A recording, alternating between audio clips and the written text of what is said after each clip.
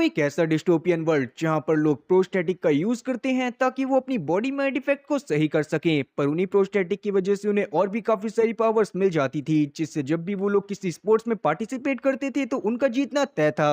और उसी वर्ल्ड में हम लोग दो बहनों को देखते हैं जिसमें से एक का पैर नकली था और उसी कारण से वो हर स्पोर्ट में बहुत अच्छा परफॉर्म करा करती थी, जिससे उसकी पहली वाली सिस्टर बहुत ज्यादा जलती थी। तो कहानी की शुरुआत में हम लोग एक आदमी को देखते हैं जो कि बैंक में जाकर अपने लॉकर रूम में जाने की डिमांड कर रहा था, पर वहां पर जाने से पहले उसकी एक कड़ी चेकिंग होने वाली थी, जिस दौरान सिक्योरिटी गार्ड के सामने आता है कि उस आदमी का एक हाथ टाइटेनियम का था। मगर उस वक्त तक ये बहुत आम बात थी, इसीलिए वो लोग उसे अंदर आने का अलाउ कर देते हैं। फिर जैसे ही आदमी अंदर आकर अपना रेटिना स्कैन करवाता है, उसके बाद उससे रिलेटेड जितने भी लॉकर थे वो सारे के सारे खुल जाते हैं। तो वो आदमी अपने लॉकर के पास जाकर अपने टाइटेनियम वाले हाथ को हटा देता है और उसके बाद उस लॉकर में से एक बहुत खतरनाक हाथ निकालता है जिसके अंदर हथियार भी अटैच थे, जो देखने के बाद वहां का स्टाफ घबरा गया था, पर वो आदमी तुरंत ही उस हाथ को लगाकर वहां पर मौजूद सभी गार्ड्स को मार देता है।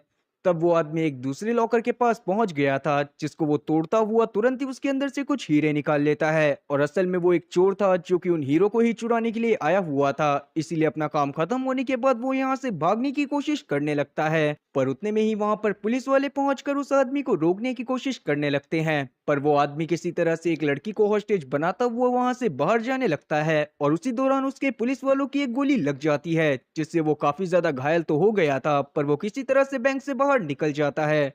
तब वहां पर हम लोग हीटोर नाम के एक आदमी को देखते हैं जो कि असल में उसी चोर का भाई था और उसके बाहर आने का वेट कर रहा था। अब जैसे ही वो चोर की इस हालत को देखता है तो वो तुरंत ही उसके पास जाकर उसे संभालने की कोशिश करने लगता है। मगर अब तक चोर भी इस बात को समझ गया था कि वो अपने जख्मों के कारण अब जिंदा नहीं बच सकता, इसीलिए वो हीटर को वो हीरे देते हुए वहां से भगा देता है। तब वहां से सीन शिफ्ट होकर एक मारिया नाम की लड़की पर आता है जो कि एक लॉन्ग जंप कंपटीशन को देखने के लिए आई हुई थी। तब वो अपनी डायरेक्शन के थ्रू बताती है कि वो भी बचपन से एक लॉन्ग जंप चैंपियन बनना चाहती थी, क्योंकि उसकी माँ इंटरनेशनल लेवल पर लॉन्ग जंप चैंपियन थी। उनके नक्शे कदम पर चलते हुए वो एक लॉन्ग जंप प्लेयर तो बन गई थी, पर वो एक लॉन्ग जंप चैंपियन अभी तक नहीं बन पाई थी, क्योंकि हर बार ये टाइटल कोई और नहीं बल्कि उसकी ही छोटी सगी बहन ले जाती थी, क्योंकि उसका एक पैर प्रोस्टेटिक था। और तब जाकर हम लोग जान पाते हैं कि उस समय पर साइंस ने इतनी तरक्की कर ली थी कि वो लोग प्रोस्टेटिक का यूज करा करते थे। ना केवल उससे हैंडीकैप लोगों को मदद मिलती थी, बल्कि वो नॉर्मल ह्यूमन के मुकाबले बहुत ज्यादा ताकतवर भी हो जाते थे। लेकिन मारिया प्रोस्टेटिक्स यूज करने वाले स्पोर्ट पर्सन को बिल्कुल भी पसंद नहीं करती थी, और उसका सबसे बड़ा कारण था गैबी, क्योंकि हर बार गैबी उससे आगे निकल जाया करती थी, जिस वजह से उसे बाकी सभी लोगों से दूर ही रहना पड़ता था। और अभी वो ना चाहते हुए भी फैमिली प्रेशर में गैबी का एक मैच देखने के लिए आई हुई थी, जहां पर गैबी आज एक नए वर्ल्ड रिकॉर्ड को सेट कर देती है, जो देखने के बाद लोग शोर मचाने लगते हैं, पर मारिया का हाल बिल्कुल उल्टा था। अब वापस से हम लोग उसी चोर की डेड बॉडी को देख पाते हैं जो कि अभी भी बैंक के सामने पड़ी हुई थी, और वहां पर काफी सारे पुलिस वाले भी पहुंच गए थे। अब उस आदमी के बारे में थोड़ी जांच पड़ताल करने के बाद पुलिस को पता चलता है कि उस आदमी का नाम एटिलिया था, जो कि पास्ट में एक बॉक्सर था, पर बायोनिक रेवोल्यूशन के दौरान उसका करियर पूरी तरह से बर्बाद हो गया, क्योंकि उस समय के बाद सभी लोग प्रोस्टेटिक का यूज करने लग गए थे, और लोग भी उन्हीं लोगों की फाइट देखना पसंद करते थे जो कि प्रोस्टेटिक का यूज करते थे। और इसीलिए एटिलिया ने अपने हाथ को भी काट दिया ताकि वहां पर वो प्रोस्टेटिक लगवा पाए, पर जब बाद में पुलिस वालों को पता चला कि उसने जानबूझकर अपने हाथ को काटा है, तो उसके बाद उसे प्रोस्टेटिक लगवाने की परमिशन नहीं दी गई, क्योंकि किसी भी प्रोस्टेटिक का यूज करने से पहले ब्रेन सर्जरी के द्वारा अपने दिमाग में एक चिप को लगवाना पड़ता था, जिसको निम बोला जाता था। तब एटिलिया के दिमाग में मौजूद चिप की जानकारी लेने पर पुलिस को पता चलता है कि असल में वो चिप एक प्लेयर की थी जो कि बहुत पहले ही मारा जा चुका है। इसका मतलब यही था कि एटिलिया ने उसकी बॉडी में से उस चिप को निकाल लिया था और अपने अंदर इम्प्लांट करवा लिया था।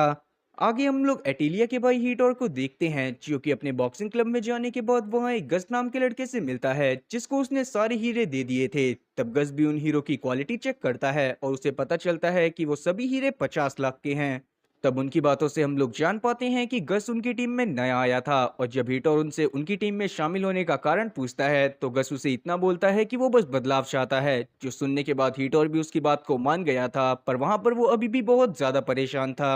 अब हीटर की परेशानी के दो कारण थे। पहला तो ये कि उसे लगभग 1 करोड़ रुपए की जरूरत थी और डायमंड सिर्फ 50 लाख में ही बिकने वाले थे, और दूसरा कारण ये कि उसे एक इंसान की जरूरत थी ताकि वो उसे भी एक बायोनिक बनाकर अपने रेवोल्यूशन को आगे बढ़ा पाए। और ये दोनों ही चीजें उनके मिशन के लिए मस्ट इम्पॉर्टेंट थी। तब गस यहाँ पर हीटर को एक आदमी का सजेशन देता है जो कि उनकी इस रेवोल्यूशन में मदद कर सकता था, और ये बात जानने के बाद हीटर तुरंत ही गस के साथ उस इंसान से मिलने के लिए चला जाता है। तब वो लोग एक वीरान पड़े स्टेडियम में पहुंच जाते हैं जहां पर मारिया अकेले ही रनिंग कर रही थी। तब वो गस को देखकर उसके पास आ जाती है, और तब जाकर उनकी बातों से हम लोग जान पाते हैं कि असल में मारिया और गस भाई बहन हैं और इन दोनों का रिश्ता बहुत ज्यादा अच्छा है। तब हम लोग गस के पास्ट सीन को भी देख पाते हैं जहां पर उसकी मॉम के जाने के बाद वो मारिया के काफी ज्यादा क्लोज था, और साथ ही मारिया और गैबी में हमेशा ही कंपटीशन हुआ करता था। पर जहां वो दोनों एथलीट बनना चाहती थी, गस हमेशा मोबाइल में ही घुसा रहता था। तब गस मारिया को अपनी मिशन के बारे में बताना चाहता था, मगर मारिया भी वापस से रनिंग करने के लिए चली जाती है और गस की बात पर ज्यादा ध्यान नहीं देती। और दूसरी तरफ हम लोग बायोना कंपनी को देख पाते हैं जहां पर सारे प्रोस्टेटिक को बनाया जाता था, और अभी वहां पर एक बहुत बड़ी मीटिंग चल रही थी। उस कंपनी के मालिक का नाम था डारियो, और वहां पर हम लोग रिकार्डो को भी देख पाते हैं जो कि असल में मारिया, गैबी और गस के पिता थे। तब उन लोगों की बातों से हम लोग जान पाते हैं कि असल में वो लोग किसी तरह से निम को अपडेट करने वाले हैं जिससे प्रोस्थेटिक की पावर 30% और ज्यादा बढ़ने वाली थी। अब जब वो इस बारे में गैबी की मैनेजर वोंडा को बताते हैं तो वोंडा बहुत ज्यादा खुश होती है, क्योंकि अगर प्रोस्थेटिक की पावर बढ़ने वाली थी तो इसका मतलब यही था कि गैबी आगे चलकर और भी नए वर्ल्ड रिकॉर्ड बना पाएगी। दूसरी तरफ हम लोग मारिया को देखते हैं जो कि जब अपनी रनिंग को खत्म कर लेती है तो वो हीटोर से मिलने के लिए चली जाती है, जहां पर हीटोर से बात करने के बाद उससे ये बात पता चलती है कि असल में हीटोर एक रेवोल्यूशन को लाना चाहता है, और उस रेवोल्यूशन को लाने के लिए हीटोर कुछ ऐसा करने वाला था जिससे बायोना कंपनी आगे चलकर किसी भी बायोनिक को बना ही ना पाए। जो जानने के बाद मारिया काफी ज्यादा शॉक होती है और हीटोर से इन सब का कारण पूछती है। और तब हीटर मारिया को एटिलिया के बारे में बताता है कि जब बायोनिक रेवोल्यूशन नहीं आया था तो उस समय पर एटिलिया अपनी पीक पर था, पर जैसे ही बायोनिक रेवोल्यूशन आ गया और लोगों ने प्रोस्टेटिक का यूज करना चालू कर दिया, तब उसके बाद से एटिलिया का करियर पूरी तरह से बर्बाद हो गया। और तब एटिलिया ने जानबूझकर प्रोस्टेटिक का यूज करना चालू कर दिया, पर तब तक उसे क्रिमिनल करार मिलने की वजह से उसे बॉक्सिंग में बैन कर दिया गया था, और इसी बात का बदला लेने के लिए हीटर ये सब कर रहा है। और ये सब जानने के बाद मारिया भी उसकी मदद करने के लिए मान जाती है, क्योंकि कहीं ना कहीं वो इस बात को बहुत अच्छे से फील कर पाई थी कि एक नॉर्मल ह्यूमन कभी भी उस ह्यूमन से मुकाबला नहीं कर सकते जो कि प्रोस्टेटिक का यूज करते हैं। पर तब हीटर वहां पर उसे बायोनिक बनने की सलाह देता है क्योंकि उसकी जरूरत उसे अपने मिशन में थी, पर अभी के समय पर मारिया उसे मना कर देती है और वहां से चली जाती है। अब रात में हम लोग मारिया को उसकी फैमिली के साथ एक क्लब पार्टी में देखते हैं जहां पर वो एंजॉय करने के लिए आए हुए थे, पर वहां पर अचानक से मारिया और गैबी के बीच में बहसबाजी हो जाती है क्योंकि मारिया को गैबी की इस तरह की सक्सेस बिल्कुल भी अच्छी नहीं लग रही थी। और तब जाकर मारिया को समझ आता है कि सच में दुनिया को रेवोल्यूशन की जरूरत है, क्योंकि अब कोई भी नॉर्मल ह्यूमन को देखना पसंद नहीं करता। सभी लोग सिर्फ बायोनिक्स के बीच में कंपटीशन को देखना पसंद करते हैं, और इसीलिए धीरे धीरे कर सभी कंपटीशन में बायोनिक्स ही पार्टिसिपेट करते जाते हैं। तब गैबी के ऊपर अपनी पूरी भड़ास निकालने के बाद मारिया वहां से गुस्से में निकल जाती है। तभी अचानक से ही रास्ते में उसका एक बहुत बुरा एक्सीडेंट होता है, जिसके बाद जब उसे हॉस्पिटल में लेकर आया जाता है तो सर्जरी के दौरान उसका एक पैर काट दिया गया था। फिर जब होश में आने पर मारिया को इस बारे में पता चलता है तो वो बहुत जोर जोर से रोने लगती है। तब किसी तरह से रिकार्डो और गैबी उसे शांत करवाते हैं और एक इंजेक्शन देते हुए सुला देते हैं। दूसरी तरफ हम लोग पुलिस वालों को हीटर के ग्रुप के बारे में बातें करते हुए देखते हैं जहां पर वो हीटर के ग्रुप को ढूंढना चाहते थे, क्योंकि कहीं ना कहीं हीटर का ग्रुप कुछ लोगों को बायोनिक बनाने के लिए उनके हाथ पैर को काट दिया करता था ताकि जानबूझकर उन्हें बायोनिक बनाया जा सके। वहीं मारिया भी अभी तक सही होकर अपने घर में आ गई थी, पर वहां पर वो काफी ज्यादा परेशान रहती थी। तब गैबी उसके हौसले को बढ़ाने की कोशिश करने लगती है। तभी अचानक से ही मारिया के पास हीटर का कॉल आता है जिसने उसके लिए एक गिफ्ट भेजा हुआ था, और जब मारिया उस गिफ्ट को खोलकर देखती है तो उसके अंदर एक डॉल थी जिसका एक टांग नकली थी। और तब मारिया समझ गई थी कि वो ऐसे लंगड़ी होकर तो पूरी जिंदगी नहीं बिता सकती, इसीलिए वो अगले दिन जाकर अपने दिमाग में एक निम को इम्प्लांट करवा लेती है, जिसके बाद वो भी अपने प्रोस्टेटिक को यूज करने लग गई थी। और अब अपने आप को इतने दिनों बाद दो पैरों पर खड़ा देखकर मारिया को बहुत ज्यादा खुशी होती है, जिसके अगले दिन से ही उसने अपनी ट्रेनिंग को वापस से चालू कर दिया था ताकि वो अपनी लॉन्ग जंप चैंपियनशिप को कंटिन्यू कर पाए। लेकिन ट्रेनिंग के दौरान वो अभी सही से जंप नहीं कर पा रही होती। तब उसका ट्रेनर उसे थोड़ा सा समझाता है, जिसके बाद मारिया अपने भाई से बात करती है, जिसको जब पता चलता है कि मारिया भी प्रोस्टेटिक का यूज करने लग गई है तब गस को काफी ज्यादा खुशी होती है। जिसके थोड़ी देर बाद वहां पर हीटर भी पहुंच गया था। तब वो मारिया के साथ जाकर रूम में इंटीमेट होता है और उससे बातें करते हुए उसे बताता है कि आज ही उन्हें अपने प्लान को अंजाम देना है। जो बात जानने के बाद मारिया भी इस बात के लिए मान जाती है, पर वो गस को इन सब से दूर रखने को बोलती है। फिर रात के समय में हम लोग बैंक का एक ट्रक देखते हैं जो कि काफी सारा कैश लेकर जा रहा था। तभी अचानक से ही वहां पर मारिया और हीटर पहुंच जाते हैं जिन्होंने मास्क लगाया हुआ था और वो तुरंत ही उस ट्रक का एक्सीडेंट करवा देते हैं। और अब जब ट्रक में से गार्ड्स निकल कर आते हैं तो हीटर ने कुछ गार्ड्स को जान से मार भी दिया था, जो देखने के बाद मारिया को बहुत ज्यादा बुरा लगता है, पर अभी वो कुछ भी नहीं कहती। जिसके बाद हीटर और मारिया उस ट्रक में से कुछ पैसे लेकर वापस से अपने बेस में आ जाते हैं। मगर आज जो भी हुआ था मारिया को वो बिल्कुल भी पसंद नहीं आता और वो हीटर से इन सब चीजों को रोकने को बोलती है। पर तब हीटर उसे समझाता है कि असल में उस गार्ड ने मारिया का चेहरा देख लिया था, इसीलिए ही हीटर ने उसकी जान ली। तभी वहां पर मारिया गस को भी नोटिस करती है, जिसे देखने के बाद उसे हीटर के ऊपर और ज्यादा गुस्सा आ रही थी, क्योंकि उसने हीटर से गस को इन सब चीजों से दूर रखने को बोला था। पर तब गस मारिया के पास आकर उसे बताता है कि वो खुद ही इस मिशन में शामिल होना चाहता था और ये प्लान भी उसी का था। और तब जाकर हमें हीटर के मेन प्लान के बारे में पता चलता है कि असल में हीटर ने ये पैसे इसीलिए चुराए हैं ताकि वो अपने पास 1 करोड़ रुपए जमा कर सके, जिनको वो कुछ हैकर्स को देने वाला था, जो कि उसे बताने वाले थे कि अगली निम की डिलीवरी कहां पर होने वाली थी। क्योंकि बायोना कंपनी को निम चिप कहीं और से इंपोर्ट करवानी पड़ती थी और उसे बनाने में भी बहुत ज्यादा रिसोर्सेज लगते थे, और अगर ये लोग उन निम चिप को ही चुरा लेते हैं तो आगे चलकर बायोना कंपनी किसी भी प्रोस्थेटिक को नहीं बना पाएगी। तब मारिया वहां पर से गस को लेकर निकलना चाहती थी, पर गस हीटर का साथ देना चाहता था, इसीलिए वो मारिया को वहां से भेज देता है। और दूसरी तरफ हम लोग बैंक के ट्रक के पास देख पाते हैं, जहां पर पुलिस वाले पहुंचने के बाद वहां पर एक घायल गार्ड से बात करने लगते हैं। और तब वो गार्ड भी पुलिस वालों को बता देता है कि उसके ऊपर जिन्होंने भी अटैक करा था उनमें से एक का पैर नकली था और वो एक लड़की थी। जो बात जानने के बाद पुलिस वालों को लगने लगता है कि हो सकता है कि ये मारिया हो, पर अभी वो किसी भी डिसीजन पर नहीं पहुंचते।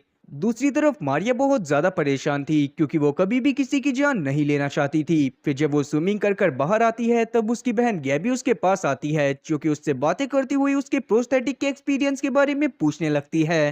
तभी वहां पर उन दोनों के पिता रिकार्डो पहुंचकर उनको बताते हैं कि उन्होंने उन दोनों के बीच में एक कंपटीशन को अनाउंस करा है, क्योंकि अब दोनों ही लड़कियां बायोनिक हैं, जिससे एक फेयर कंपटीशन होगा और दोनों की ही एबिलिटीज को चेक करा जाएगा। साथ ही अब उस कंपटीशन को देखने के लिए काफी लोग आने वाले थे, जिससे मारिया का करियर भी बूस्ट हो जाता। जो बात जानने के बाद मारिया को तो बहुत ज्यादा खुशी होती है, पर गैबी इस बात से बिल्कुल भी खुश नहीं थी। जिसके बाद जब ये लोग अपनी ट्रेनिंग को चालू करते हैं तब उस दौरान मारिया और गैबी में बहुत जमकर लड़ाई होने लगती है। तब गस और एक पुलिस वाला भी उन दोनों को इस तरह से लड़ाई करते हुए देख रहे थे। तभी अचानक से ही उस पुलिस वाले की नजर गस के हाथ पर जाती है, जिस पर हीटर के ग्रुप का टैटू बना हुआ था। पर अभी के समय पर वो दोनों तुरंत ही गैबी और मारिया को शांत करवाने के लिए जाते हैं, जहां पर गैबी से लड़ाई करते हुए ही मारिया ने पुलिस वाले की लात मार दी थी। साथ ही मारिया को इस बात से फर्क भी नहीं पड़ता, क्योंकि जब से उसका एक्सीडेंट हुआ था तब से वो पुलिस वालों से बहुत ज्यादा नफरत करती थी, क्योंकि पुलिस वाले अभी तक भी उस आदमी को नहीं ढूंढ पाए थे जिसने मारिया का एक्सीडेंट करा था। अब मारिया के वहां से जाने के बाद पुलिस वाला रिकार्डो और गैबी को साइड में ले जाकर बताता है कि असल में मारिया का जिस कार से एक्सीडेंट हुआ था उसका मालिक तो बहुत पहले ही मारा जा चुका है। साथ ही मारिया के एक्सीडेंट के बारे में एक बात और अजीब थी कि उसका एक्सीडेंट होने से पहले ही पुलिस स्टेशन में कॉल आ गया था कि उसका एक्सीडेंट होने वाला है और पुलिस वालों को वहां पर भेज दिया जाए। इसका मतलब यही था कि उसका एक्सीडेंट किसी ने जानबूझकर करवाया था, पर वो नहीं चाहता था कि मारिया मारी जाए। तब पुलिस वाला वहां पर रिकार्डो से गस और हीटर के कनेक्शन के बारे में भी पूछना चाहता था, पर अचानक से ही वहां पर गस पहुंच जाता है, जिसे जब सब पता चलता है तो वो तुरंत ही रिकार्डो और गैबी को वहां से लेकर चला जाता है। तब अगले दिन गस हीटर को कॉल कर बता देता है कि पुलिस वाले मारिया से पूछताछ करने के लिए आए थे और वो हीटर के बारे में पता करना चाहते थे। तभी हम लोग गैबी को भी देख पाते हैं, जिसने गस की सारी बातें सुन ली थी और वो समझ गई थी कि गस और मारिया का हीटर के साथ कोई ना कोई कनेक्शन जरूर है। और तब गैबी पुलिस वालों से तुरंत ही वो रिकॉर्डिंग मंगाती है जिसमें मारिया के एक्सीडेंट के बारे में खबर दी गई थी। और जब वो उस रिकॉर्डिंग को ध्यान से सुनती है तो उसे पता चलता है कि बैकग्राउंड में इटालियन ओपेरा चल रहा था, जो कि मारिया ही सुनती थी, और इसका मतलब यही था कि मारिया ने जानबूझकर अपना एक्सीडेंट करवाया था। जो जानने के बाद गैबी काफी ज्यादा शॉक थी। तब कंपटीशन वाले दिन हम लोग देखते हैं कि गैबी मारिया का घमंड तोड़ने के लिए एक बहुत लंबी छलांग मारती है और अपना पुराना रिकॉर्ड भी तोड़ देती है। लेकिन मारिया, जो कि जब नॉर्मल ह्यूमन थी तब भी वो बहुत ज्यादा प्रैक्टिस करती थी, वो बहुत आराम से इस बार गैबी के रिकॉर्ड को तोड़ देती है, जो देखने के बाद सभी लोग पागल हो गए थे। पर गैबी को इससे बिल्कुल भी अच्छा नहीं लगता, इसीलिए वो सेकंड राउंड के दौरान एक और बहुत लंबी छलांग मारती है और मारिया के रिकॉर्ड को तोड़ देती है। पर मारिया इस बार वापस से उसे इस राउंड में हरा देती है और तीसरे राउंड की शुरुआत में गैबी की हालत बहुत ज्यादा खराब हो गई थी।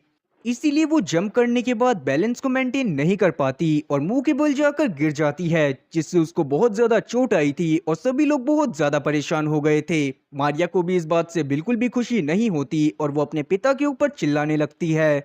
और अपने पिता के ऊपर वो इसीलिए चिल्ला रही थी क्योंकि उसके पिता ने ही उन दोनों के बीच में कंपटीशन अनाउंस करवाया था। पर तब उसके पिता उसे बताते हैं कि उन्होंने ये सब अच्छे इंटेंशन से करा था। जिसके बाद जब मारिया गैबी से मिलने के लिए चाहती है तो वो गैबी से बहुत अच्छे से बात करती है।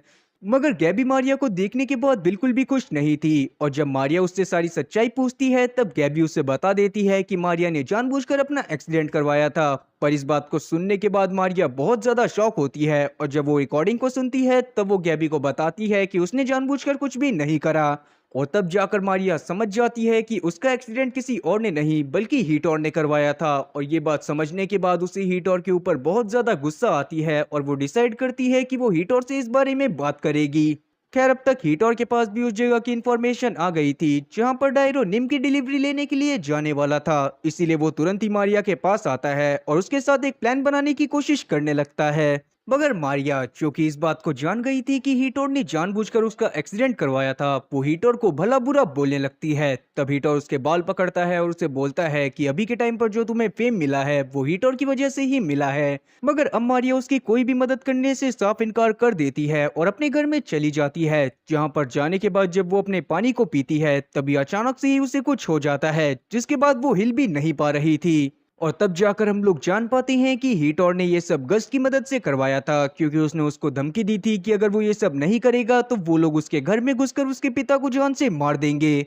जिसके बाद हीटोर के सारी साथी वहां पर आकर मारिया के घर वालों को बंदी बना लेते हैं और मारिया को धमकाती हैं कि अगर वो उनकी मदद नहीं करेगी तो वो लोग उसके परिवार वालों को जान से मार देंगे। और अब ना चाहते हुए भी मारिया को उनकी मदद करने के लिए मानना पड़ता है। अब जिस दिन निम की डिलीवरी होने वाली थी उस दिन हीटोर मारिया को लेकर एक बहुत बड़ी बिल्डिंग में जाता है जो कि बायोना कंपनी के बगल में थी। और उस वक्त मारिया का मिशन यही था कि उसे उस बड़ी बिल्डिंग से बायोना कंपनी की बिल्डिंग में जंप करना है, जहां पर से उसे निम का ब्रीफकेस चुरा लेना है। और क्योंकि मारिया एक लॉन्ग जंप एथलीट थी इसीलिए वो बहुत आराम से उस बड़ी बिल्डिंग से दूसरी बिल्डिंग में पहुंच जाती है, जहां पर जाने के बाद उसने सभी लोगों को मारते हुए वो ब्रीफकेस चुरा लिया था। जिसको लेने के बाद वो एक गाड़ी में बैठती है और वहां से निकलने की कोशिश करने लगती है। तब रास्ते में उसे हीटोर की बाइक दिखाई देती है जो कि उसकी तरफ आ रही थी, जो देखने के बाद मारिया को बहुत ज्यादा गुस्सा आती है और वो हीटोर की बाइक का एक्सीडेंट कर देती है। पर जब वो नीचे उतरती है तो उसे पता चलता है कि हीटोर की बाइक को गश चला रहा था जो कि अब मर जाता है। और ये सब देखने के बाद मारिया को बहुत ज्यादा दुख होता है, क्योंकि उसने कभी भी नहीं सोचा था कि हीटोर उन चिप्स को लेने के लिए गश का यूज करेगा। तभी उसके सामने हीटोर भी अपने साथियों के साथ आ जाता है, जो देखने के बाद मारिया उसकी तरफ अटैक करने के लिए आगे बढ़ती है। पर तब हीटोर उसे बेहोश कर देता है और सीन आता है वापस से बायोना कंपनी में, जहां पर पुलिस वाले डायरो के पास पहुंच गए थे। अब क्योंकि अब तक डायरो को भी सब कुछ पता चल गया था इसीलिए वो तुरंत ही पुलिस वालों से जल्दी मारिया को ढूंढने के लिए बोलने लगता है। और दूसरी तरफ हम लोग मारिया को देखते हैं, जिसकी जब आंख खुलती है तो उसके बगल में उसकी बहन गैबी बंधी हुई थी। और तब जाकर मारिया नोटिस करती है कि हीटोर नेम चिप का सौदा किसी और आदमी से कर रहा था, जो देखने के बाद मारिया समझ जाती है कि हीटोर अब तक उससे अपने भाई के बारे में झूठ बोल रहा था और वो बस नेम चिप को चुराना चाहता था ताकि वो उनका सौदा कर कर पैसे कमा सके। और वो आदमी असल में उन बायोनिक चिप से अपनी खुद की एक आर्मी बनाना चाहता था। जो बात जानने के बाद मारिया को बहुत ज्यादा गुस्सा आती है और वो किसी तरह से खुद को फ्री करवाती हुई उस ब्रीफकेस के ऊपर लात मार देती है। तब हीटर और उसके आदमी मारिया के ऊपर अटैक करने की कोशिश करते हैं, पर मारिया वहां पर गुस्से में सभी लोगों को मार देती है और अब वो यहाँ पर हीटर को भी जान से मारने वाली थी। पर तभी उसे पुलिस के सायरन की आवाज आती है और वो डिसाइड करती है कि वो उसे जिंदा छोड़ देगी। पर क्योंकि गेबी जानती थी कि अभी के समय पर पुलिस वाले मारिया की बात पर यकीन नहीं करेंगे, इसीलिए वो मारिया को वहां से भागने को बोलती है। तब मारिया भी वहां से भागने लगती है, लेकिन वो अब तक बहुत ज्यादा घायल हो चुकी थी। तो वो छत से भागते हुए एक नेट पर फंस जाती है और पुलिस वाले उसकी मदद करने के लिए आगे आते हैं। पर क्योंकि मारिया जानती थी कि पुलिस वाले उसकी बात पर भरोसा नहीं करेंगे, इसीलिए वो अपने प्रोस्टेटिक लेग को निकाल देती है, जिससे वो जमीन पर जाकर गिर गई थी। और अब पुलिस वाले उसके पास नीचे जा पाते उसी बीच हम लोग गैबी को देखते हैं, जो कि तुरंत ही मारिया के पास आकर उसे एक गाड़ी में बिठाती हुई वहां से भाग जाती है। वहीं हम लोग डायरो को देखते हैं जिसने गस की बॉडी को अपने पास मंगवा लिया था और वो उसके साथ कुछ कर रहा था, जिसके साथ ही सीन 6 महीने आगे आता है जहां पर हम लोग देख पाते हैं कि पुलिस वालों ने अब मारिया और गैबी की तलाश करना बंद कर दिया है, पर अभी भी वो लोग फरार हैं। इसके बाद हमें मारिया और गैबी को दिखाया जाता है जिन्होंने अपनी मॉम के नाम से एक जिम खोल ली थी और वहां पर वो लोग बच्चों को ट्रेन करा करते थे जो कि बायोनिक थे। तब वहां पर डायरो उनसे मिलने के लिए आता है जो कि उनकी लोकेशन के बारे में जानता था और उनको बहुत ज्यादा सपोर्ट भी करता था, और उसे इस बात का भी दुख नहीं था कि मारिया ने उसकी कंपनी में चोरी करने की कोशिश करी थी, क्योंकि वो इस बात को भी जानता था कि मारिया ने वो सब मजबूरी में करा था। तब वो इन दोनों को गस से मिलवाता है जिसकी बॉडी को उसने सही टाइम पर मंगवा लिया था और उसके ब्रेन को डेड होने से पहले उसको एक साइबॉग बना दिया था, जिससे गस अभी भी जिंदा था पर वो एक साइबॉग के रूप में। और इसी के साथ ये मूवी यहीं पर खत्म होती है। तो उम्मीद है कि एक्सप्लेनेशन अच्छी लगी होगी। अगर एक्सप्लेनेशन अच्छी लगी हो तो चैनल को सब्सक्राइब करना और बेल नोटिफिकेशन को ऑल पर सेलेक्ट करना और वीडियो को भी लाइक करना। मैं ऐसी और मजेदार एक्सप्लेनेशन वीडियोस लाता रहूंगा। खैर तब तक के लिए टाटा और गुड बाय।